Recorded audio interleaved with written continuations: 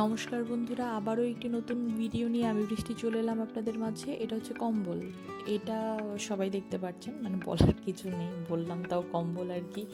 এটা হচ্ছে এখন মানে শীত যেহেতু চলে গেছে, এখনও পর্যন্ত উপরে ওঠানো হয়নি, কারণ একটাই এসি আছে এর জন্য। কিন্তু এখন এসির মধ্যেও এটা গায়ে দেওয়া যাচ্ছে না, এতটাই গরম। তাই হচ্ছে এটা উঠিয়ে দেবো, আর এই কাজটা করবে আমার বড়। আচ্ছা, আজকে রোববার, আজকে আমি রান্না করব হচ্ছে ভুনা ডাল। তো আমার ভুনা ডালটা একটু অন্যরকম হয়। আমি ভুনা ডালে একটু রসুন ফোড়ন দিই, আর লঙ্কাগুলো এরকম করে ঝুরি ঝুরি করে দিই, ভেজে তুলে রেখে এরকম করে ঝুরি ঝুরি করে দিই। ডালটা একটু কষিয়ে নিই, তারপর মানে জলের পরিমাণ যাতে ডালটা সেদ্ধ হয় ওরকম দিই, টানা টানা হয় ওরকমভাবেই জলটা দেওয়া হয়।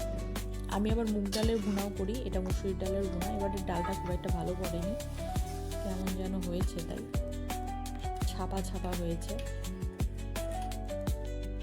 ওদিকে আমার চুন্নিটা দেখছি বসে, ওর বাবা আইসক্রিম কিনে দিয়েছে, আমাকে বলেনি, আমি যদি খেয়ে ফেলি চুপ করে বসে বসে সে খাচ্ছে, আমাকে দেখে বলছে মা খাবা। আচ্ছা, আজকে আমি আলু ভাজা আর হচ্ছে ভুনা ডাল করব। আর খাবার পাতে যদি খেতে চায় তাহলে একটা ডিম ভাজি করে দেবো। কারণ হচ্ছে দুটো রোববার ধরেই এরম খাওয়া দাওয়াই চলছে। কারণ হচ্ছে আমার দুটো কাকা শ্বশুর, আগের সপ্তাহে এক কাকা শ্বশুরের শরীর খারাপ গেল, তো এই সপ্তাহে আবার আরেক কাকা শ্বশুরের শরীর খারাপ, দুজনই একই হসপিটালে ভর্তি। তাই ওনাদের দেখতে যাব বলে তাড়াহুড়ো করে এই ভাজা আর ডাল করে রেখেছি।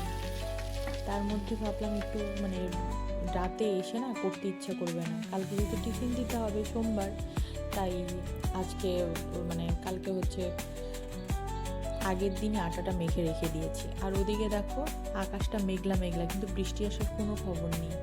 কি যে গরম পড়েছে কি বলবো। এদিকে আমার ভাতটাও হয়ে এসছে, বরকে ফোন করেছিলাম, ও হসপিটালে আছে, ও আসবে, তো এসে গেছে। আমি ভাবলাম একটা গরম গরম ডিম ভিজে দিই, ওকে আর জিজ্ঞেস করিনি। বাড়িতে তো একটা দিনই থাকে, ওর ডিম ভাজা খেতে ভীষণ পছন্দ করে। যাই হোক, আমি আর ডিম ভাজা নিইনি, ওর খাওয়া হয়েছে। আমার কাজ কমপ্লিট করতে করতে অনেকটাই দেরি হয়ে গেছিলো, তাই ওকে বললাম তুমি খেয়ে নাও। খেয়ে নিল। আর আমি প্রচুর পরিমাণের ঝাল খাই, ওই ডালের যে এক্সট্রা লঙ্কাটা ছিল গুঁড়ো করা, পুরোটা দিইনি, কারণ তো ওটা আমি খেয়ে নিয়েছি ভাত দিয়ে মেখে। আর তারপর চলে এলাম ছাদে, কারণ যাব এখন হসপিটালে।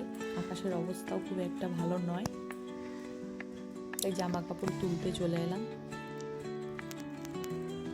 ওই যে পাশের বাড়িটা দেখা যাচ্ছে, এই পাশের বরাবর দুটো বাড়ি, এই দুটো বাড়ি কাকা শ্বশুরই অসুস্থ,